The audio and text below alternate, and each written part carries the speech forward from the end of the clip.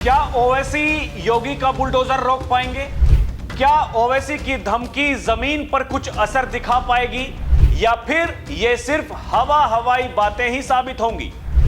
कुछ लोग कहते हैं कि बुलडोजर में दिमाग नहीं होता, उसका ड्राइवर कभी भी बदला जा सकता है।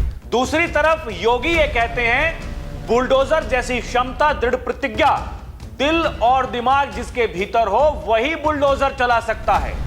योगी का कहना है कायदे में रहोगे तो फायदे में रहोगे और अगर टकराने की कोशिश की तो जहन्नुम का रास्ता भी खुल सकता है। यह दारुल इस्लाम और गजवाए हिंद की उनकी मंशा जन्नत में भी पूरी नहीं होने वाली।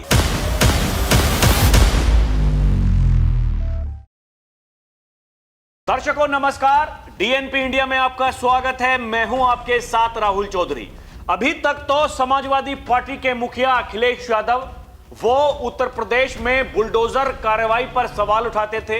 वो ये कहते थे कि बुलडोजर में दिमाग नहीं होता है, बुलडोजर का ड्राइवर होता है जो स्टीयरिंग उसका चलाता है और ड्राइवर जब बदल जाएगा तो फिर बुलडोजर की दिशा भी बदल जाएगी। आज बुलडोजर कहीं चल रहा है, कल को वो कहीं और चल सकता है। तब योगी आदित्यनाथ ये कहते हैं ये माफियाओं के सामने नाक रगड़ने वाले लोग ये तो बुलडोजर के सामने वैसे ही पस्त हो जाएंगे। लेकिन दर्शकों, हाल फिलहाल जो कुछ हो रहा है, एआईएमआईएम के मुखिया असदुद्दीन ओवैसी, उनके भाई अकबरुद्दीन ओवैसी, उनकी पार्टी के नेता दरअसल वो बड़ी बड़ी बातें करने लगे हैं। अभी तक वो ये कह रहे थे कि हम उत्तर प्रदेश में अखिलेश यादव की दुकान बंद कर देंगे क्योंकि अखिलेश यादव, उनकी पार्टी वो केवल मुसलमानों का इस्तेमाल करती है, केवल उनके वोट उनको चाहिए, लेकिन जब उनके भले के लिए कुछ करना पड़े वो नहीं करते हैं। दूसरी तरफ अकबरुद्दीन ओवैसी, अभी 2 दिन पहले उन्होंने ये चुनौती दी, मिस्टर योगी मैं उत्तर प्रदेश में आ रहा हूं, अपनी पार्टी के झंडे हम वहां भी गाड़ देंगे। दर्शकों, उसके बाद एक और खबर आती है, बताया गया कि जो केजीएमयू प्रशासन में बुलडोजर चलने वाला है वहां पर नोटिस चस्पा किया गया है, जो बताया जा रहा है कि वो मज़ारे हैं वो अवैध हैं, उनका कोई ठिकाना है नहीं, उनके कोई कागजात किसी के पास में है नहीं। और यही प्रशासन ने कहा कि अगर इसके आपके पास में कोई कागज हैं तो हमें दिखाइए कि भाई हाँ ये मज़ार जो है ये ठीक है, लेकिन अगर नहीं है तो बुलडोजर तो चलेगा और बुलडोजर चलाने का जो खर्चा आएगा वो खर्चा भी उन्हीं से वसूला जाएगा। अब दर्शकों, उत्तर प्रदेश में ये बुलडोजर को लेकर के जो राजनीति होती है, लोग तो ये कहते हैं कि बुलडोजर न्याय का प्रतीक नहीं हो सकता है, जबकि एक बड़ा वर्ग ऐसा है जो बुलडोजर को त्वरित न्याय की कार्रवाई मानता है।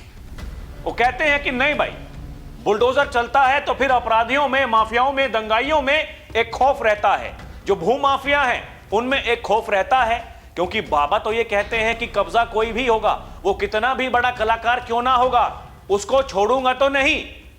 दर्शकों, भू माफियाओं के बारे में उत्तर प्रदेश के मुख्यमंत्री योगी आदित्यनाथ ने क्या कहा था, आप एक बार सुनिए, उसके बाद में वीडियो में आगे बढ़ते हैं। कब्जा करने की प्रवृत्ति, मैं आपको इस बात के लिए आश्वस्त करता हूं, कब्जा कोई भी करेगा, किसी भी स्मारक पर, किसी भी पौराणिक स्थल पर, वो कोई भी होगा, उसको छोड़ूंगा तो नहीं। दर्शकों, इसके अलावा योगी आदित्यनाथ ये कहते हैं बुलडोजर जैसा साहस, दिल दिमाग जिसके भीतर हो वही बुलडोजर चला सकता है।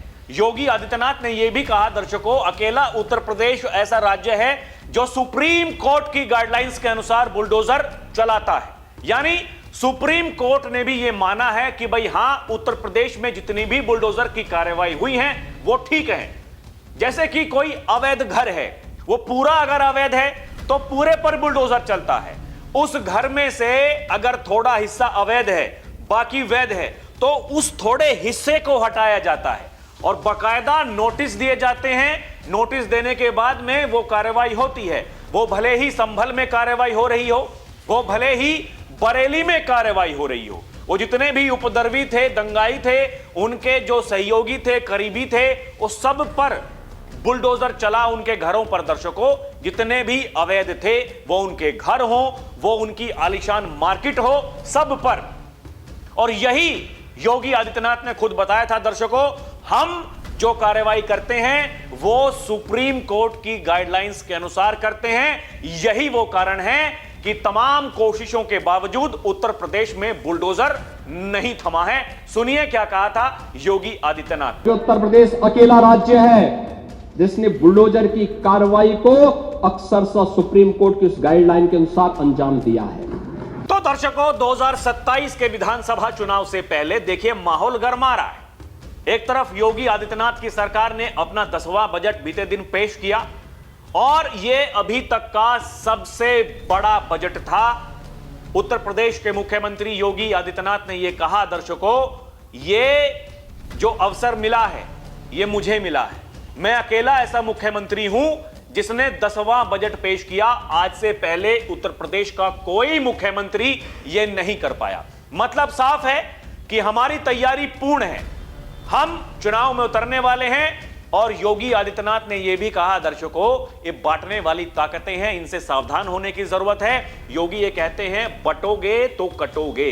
अपना इतिहास देख लो, उससे सीख लो, और ना समझ में आ रहा हो तो वर्तमान में जो बांग्लादेश में हो रहा है वहां हिंदू मर रहा है, मरने वाला हिंदू दलित है, पिछड़ा है, कोई बोलने को तैयार नहीं है, सबके मुंह में फेविकोल जमा हुआ है, उस पर कोई बात नहीं करेगा। इन्हें कोई फर्क नहीं पड़ता क्योंकि वो जो हिंदू है वो इनका वोटर नहीं है, इसलिए वो कुछ नहीं बोलेंगे। लेकिन दर्शकों, आप ये मानिए उत्तर प्रदेश में जो विरोधी दल हैं, अब देखिए सब अपनी अपनी राजनीति चमकाने की कोशिश कर रहे हैं। अभी तक एआईएमआईएम पार्टी, उसके बड़े बड़े नेता, वो चाहे असदुद्दीन ओवैसी हो, अकबरुद्दीन ओवैसी हो, उनकी आप भाषा शैली देखिए। वो क्या कह रहे हैं? वो कह रहे हैं कि हम अखिलेश यादव की दुकान बंद कर देंगे, इनको बता देंगे अब की बार कि कैसे चुनाव लड़ा जाता है, और बड़ी तैयारी भी है उनकी। अभी मैं आऊंगा, आपको बताऊंगा दर्शकों उनकी बड़ी तैयारी क्या है। लेकिन उससे पहले उन्होंने कहा कि मिस्टर योगी, हम उत्तर प्रदेश आ रहे हैं, या मैं उत्तर प्रदेश आ रहा हूं, तो आ जाइए भाई साहब, क्या दिक्कत है, आइए, कोई दिक्कत नहीं है। और उसके बाद में उन्हीं की पार्टी के नेता जब ये कह रहे हैं कि अगर केजीएमयू यूनिवर्सिटी में अगर बुलडोजर चला तो हम पूरे उत्तर प्रदेश में हम भैया धरना देंगे, प्रदर्शन करेंगे। ये राजनीति उत्तर प्रदेश में हो रही है दर्शकों। वही चुनाव से पहले कैसे सुर्खियों में आना है, कैसे अपने आप को बड़ा नेता बनाना है, ये सब वही कवायद है, वही सब चल रहा है।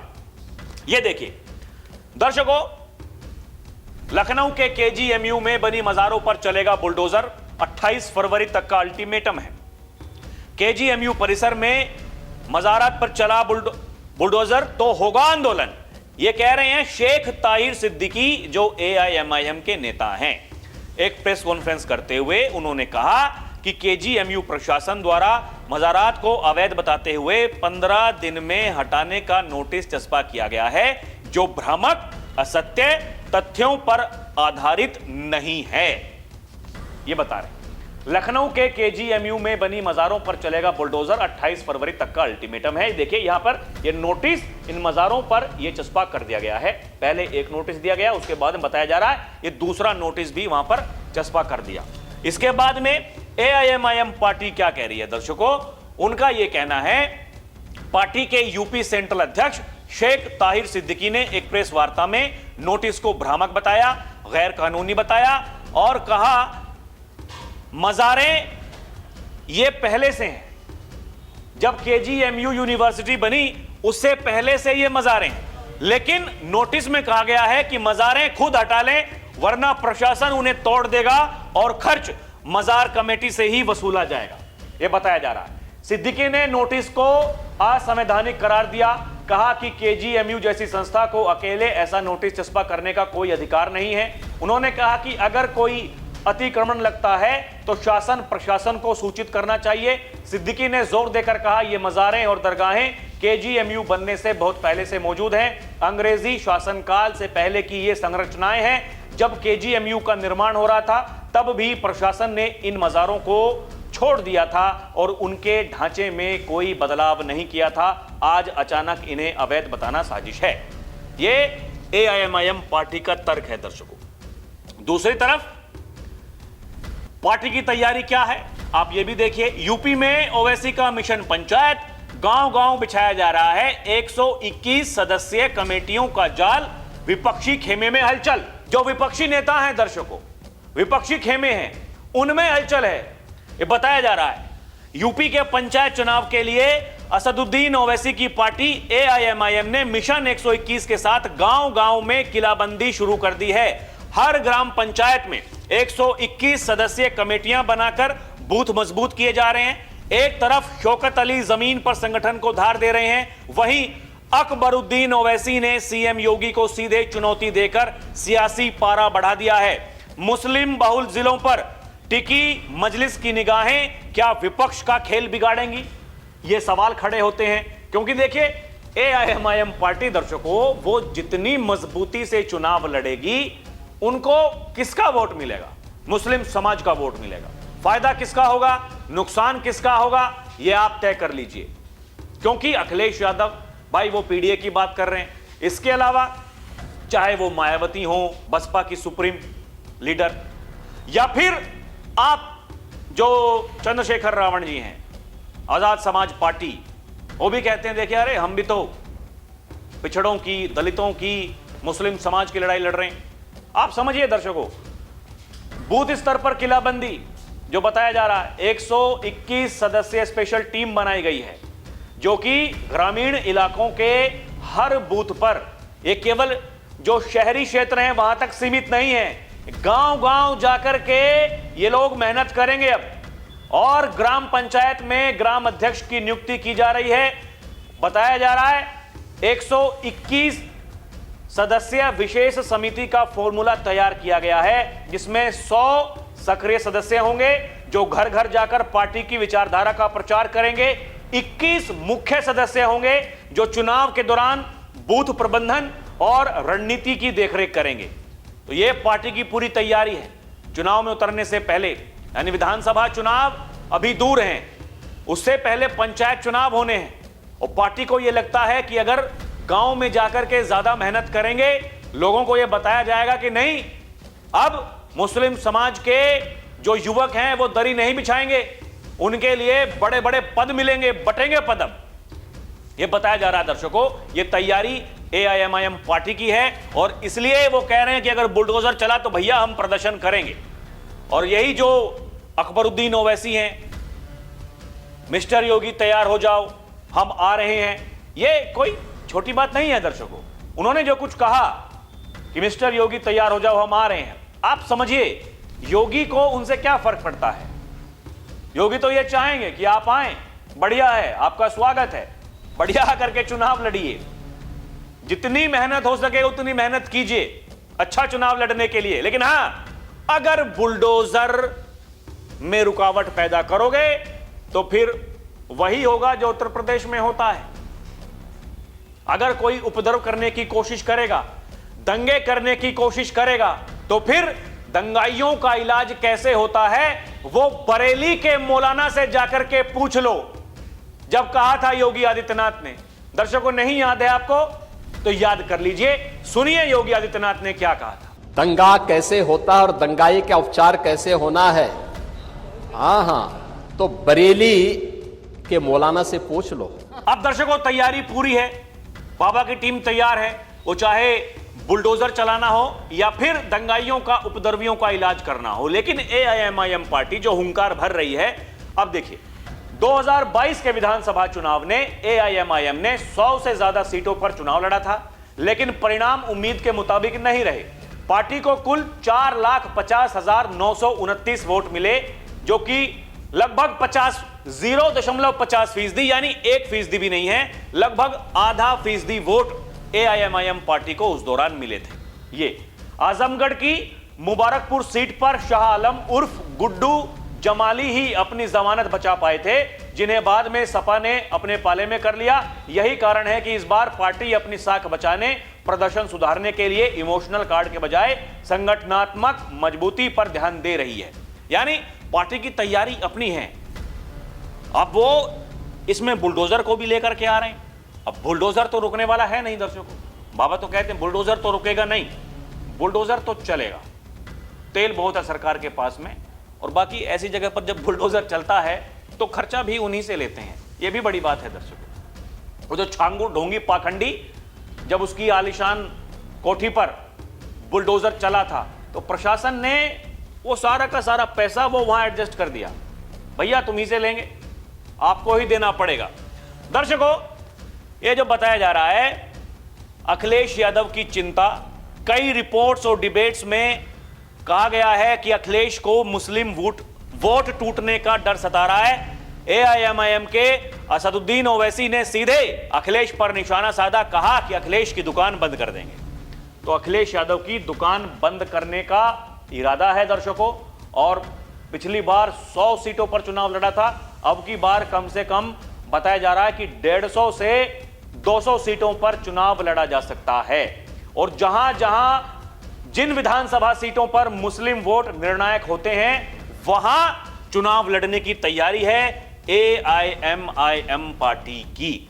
और दर्शकों, योगी आदित्यनाथ ने जो 2 दिन पहले बड़ी बात कही, उन्होंने कहा कि कुछ लोग आज भी वो सपना देखते हैं कि कयामत का दिन आएगा, बाबरी का पुनर्निर्माण फिर से होगा। आप समझिए, एक तो वो कलाकार है जो वो बाबरी बना रहा है मुर्शिदाबाद में, उसने तो नींव रख दी। वहां कल 1000 से 1200 मौलाना मौलवी आए, वो सब ने वहां पर जो कुछ करना होता है वो सब कुछ कार्यक्रम कर दिया। वो कह रहे हैं कि भैया यहां पर मस्जिद बनेगी और लगभग 300 करोड़ रुपए का खर्चा आएगा, चंदा उसके लिए जुटाया जा रहा है। वो कह रहे हैं हुमायूं कबीर कि क्योंकि यहां पर मुस्लिम ज्यादा हैं, हमारी आबादी ज्यादा है, इसलिए हम यहां पर मस्जिद बना सकते हैं। और यह संविधान में कहीं लिखा हुआ है नहीं कि हम मस्जिद बनाएंगे नहीं बनाएंगे, मंदिर बनाएंगे नहीं बनाएंगे। उनका यह कहना है कि जिसका जो मन करे वो करे, जिसको मंदिर बनाना है वो मंदिर बनाए, भैया हमको मस्जिद बनानी है हम मस्जिद बनाएंगे। क्योंकि वहां पर सरकार है किसकी?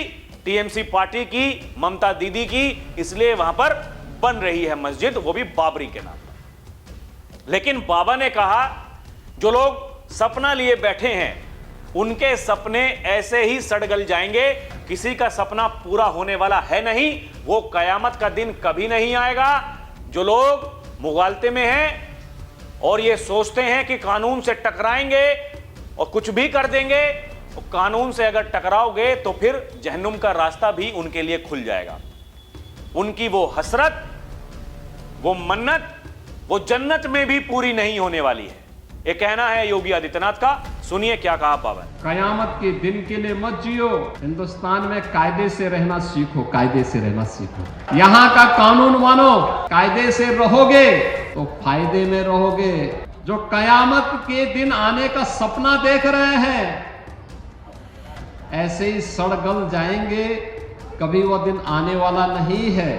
तो दर्शकों, बाबा ने जो कुछ कहा उसके बाद में अखिलेश यादव का भी पलटवार आया। उनका यह कहना है कि जब जब योगी आदित्यनाथ की कुर्सी कमजोर होती है तो फिर वो सांप्रदायिक बातें करने लगते हैं। लेकिन समझने वाली बात यह है कि बाबा की कुर्सी कमजोर कब थी? क्या पहले थी? क्या अब है? क्या भविष्य में हो सकती है? क्योंकि बाबा अपनी तैयारी कर रहे हैं। उनका स्पष्ट कहना है कि भाई उत्तर प्रदेश में अगर रहना है तो कानून के हिसाब से आपको काम करना होगा, उसके हिसाब से ही जीना होगा। बाबा ये कह रहे हैं कायदे में रहोगे तो फायदे में रहोगे, वरना पहचान का संकट खड़ा हो सकता है। तो वो एकदम स्पष्ट हैं, उनकी जो लाइन है वो बिल्कुल क्लियर है।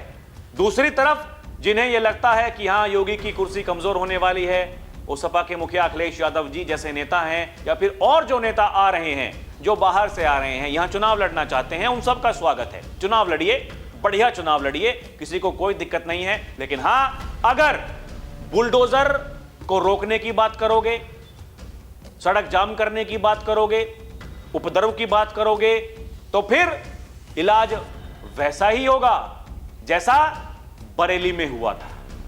और जब भी दुस्साहस करोगे ऐसे ही पिटोगे जैसे बरेली में पीटे गए हो। यह कहा था योगी आदित्यनाथ ने। और उसके बाद में कहा दंगाइयों का इलाज कैसे होता है वो बरेली के मौलाना से जाकर के पूछ लो। और भी हैं, अगर किसी के दिमाग में गलत फहमी है तो करके देखिए, पता चल जाएगा।